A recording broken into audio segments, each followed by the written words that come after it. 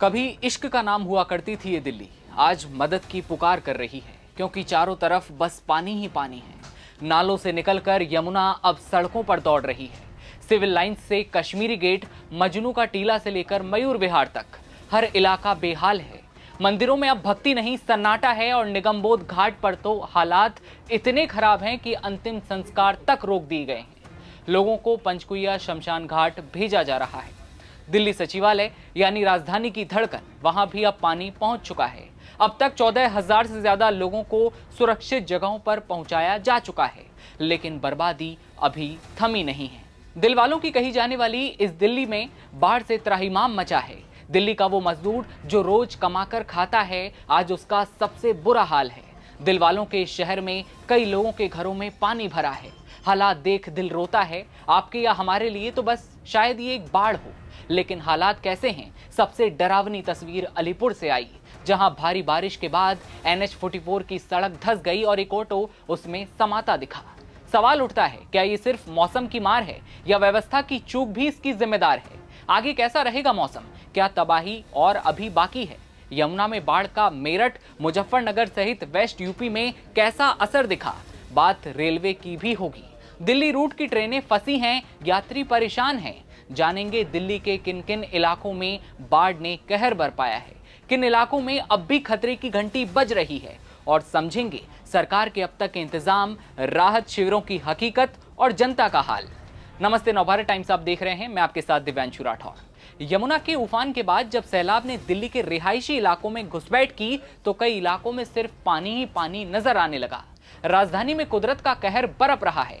यमुना का जल स्तर लगातार बढ़ रहा है। सैलाब तबाही के निशान छोड़ रहा है। दिल्ली के आज क्या हालात बताएं, उससे पहले एक नजर किसानों पर डालते हैं। पंजाब में हालात बद से बदतर हैं। पंजाब सरकार ने सभी 23 जिलों को बाढ़ प्रभावित घोषित किया है और बाढ़ से अब तक 35 से ज्यादा लोगों की मौत की खबर है। 3.5 लाख से ज्यादा लोग प्रभावित, तो वहीं इंसान ही नहीं, जानवर भी बाढ़ से त्रस्त हैं। अपने पशुओं को बहते हुए देखना, खेतों को अपने सामने बर्बाद होते, तबाह होते देखना, शायद ही कुछ इससे ज्यादा दर्दनाक हो। कुछ ऐसा है हाल पंजाब का।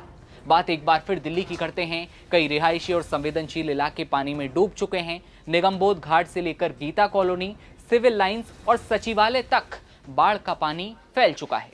स्वामीनारायण मंदिर जलमग्न है। वहीं ISBT और मजनू का टीला क्षेत्र भी प्रभावित है। राजधानी के हालात बिगड़ रहे हैं और यमुना का सैलाब तबाही के नए निशान छोड़ रहा है। अक्षरधाम, मयूर विहार, यमुना बाजार, ISBT एरिया, जहां पर NDRF की तैनाती हो चुकी है। हिंदू शरणार्थी कैंप्स बाढ़ के पानी से प्रभावित हैं। प्रशासन राहत और बचाव काम में जुटा है। बावजूद इसके यमुना का बढ़ता स्तर राजधानी दिल्ली में बाढ़ के खतरे को और ज्यादा गहरा रहा है। मयूर विहार फेज 1 में बनाए गए राहत कैंप भी डूब चुके हैं। स्वामीनारायण मंदिर, फुटओवर ब्रिज और सिविल लाइंस इलाके के बंगलों में भी पानी भरा है। पानी निगमबोध घाट में भी घुसा है। बाढ़ की वजह से यहाँ पर अंतिम संस्कार जो हैं बंद कर दिए गए हैं। यहाँ आ रहे लोगों को पंचकुइया शमशान घाट भेजा जा रहा है। दूसरी ओर अब तस्वीर दिखाते हैं हाईवे की। NH-44 पर अलीपुर के पास फ्लाईओवर का एक हिस्सा धंस गया, जिसमें एक ऑटो फंस गया। ड्राइवर घायल है। सचिवालय, रिलीफ कैंप और सड़कों तक पानी घुसने से ये साफ है कि राजधानी दिल्ली इस समय बाढ़ के कहर की मार झेल रही है और लोगों के सामने सुरक्षा के साथ साथ आवाजाही की भी बड़ी चुनौती खड़ी हो गई है। गीता कॉलोनी में बाढ़ का पानी परिसर में भर जाने से अंतिम संस्कार तक रोक दिए गए हैं। बात अब करते हैं रेलवे की। रेलवे सेवाएं भी बाढ़ से बुरी तरह प्रभावित हैं। खतरे के निशान से ऊपर पहुंचे पानी के चलते रेलवे प्रशासन ने सुरक्षा कारणों से मुजफ्फरनगर में लोहे के रेल पुल को पूरी तरह से बंद कर दिया है। इससे दिल्ली जाने और वहां से आने वाली कई ट्रेनों का संचालन रोक दिया गया है, जिसके चलते हजारों यात्री फंसे हुए हैं। रेलवे ने हालात को देखते हुए कई ट्रेनों को रद्द भी किया है। इनमें दिल्ली अंबाला इंटरसिटी, दिल्ली सहारनपुर पैसेंजर और सहारनपुर दिल्ली मोमो सुपरफास्ट पैसेंजर शामिल है। वहीं जालंधर नई दिल्ली सुपर एक्सप्रेस को फिलहाल मेरठ तक ही चलाया जा रहा है। इतना ही नहीं, उत्कल एक्सप्रेस करीब 9 घंटे की देरी से चल रही है। इससे यात्रियों को न केवल गंतव्य तक पहुंचने में दिक्कत हुई, बल्कि समय और पैसा दोनों का नुकसान उठाना पड़ रहा है। रेलवे सेवाओं में आई इस परेशानी का सबसे ज्यादा असर पश्चिमी उत्तर प्रदेश के रोजाना के यात्रियों पर पड़ा है। सहारनपुर, मुजफ्फरनगर, खतौली और मेरठ से रोजाना हजारों लोग नौकरी और कारोबार के लिए अपनी आमदनी चलाने के लिए दिल्ली गाजियाबाद का सफर तय करते हैं। ट्रेनों के अचानक रद्द होने और देरी से पहुंचने की वजह से इन यात्रियों को खासी परेशानियों का सामना करना पड़ रहा है। स्टेशन पर यात्री वैकल्पिक साधनों की तलाश करते नजर आ रहे हैं। फिलहाल रेलवे ने यह भी साफ किया है कि जब तक यमुना का जलस्तर जो है खतरे के निशान से नीचे नहीं आता, तब तक पुल पर संचालन शुरू नहीं किया जाएगा। यात्रियों को अगली सूचना का इंतजार करना होगा। तब तक उन्हें बस, टैक्सी या फिर अन्य निजी साधनों पर भी निर्भर रहना पड़ रहा है।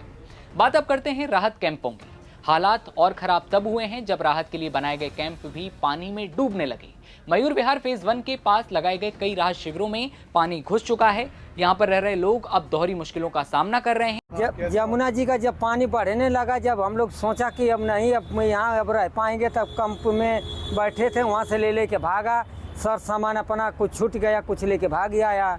अब यहाँ बच्चों के लेके अपना पढ़े हैं, कोई कर स्कूल में चलो, तो हम लोग स्कूल में कहाँ से जाएंगे? अपना धंधा छोड़ के, धंधा तो नहीं ले जा सकते वहाँ, ले जाएंगे तो धंधा हमारा खराब होगा, इसीलिए हम लोग नहीं गया स्कूल में। अब यही पार्क में आ गया है। यहाँ कम से कम 15-20 आदमी है। एक तरफ घरों से विस्थापित होना पड़ा तो दूसरी ओर राहत कैंपों में भी अब सुरक्षित जगह का ना मिलना।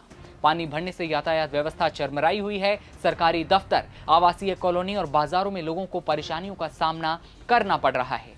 ITO चौराहे से लेकर अलीपुर फ्लाईओवर और मयूर विहार तक हालात गंभीर बने हुए हैं।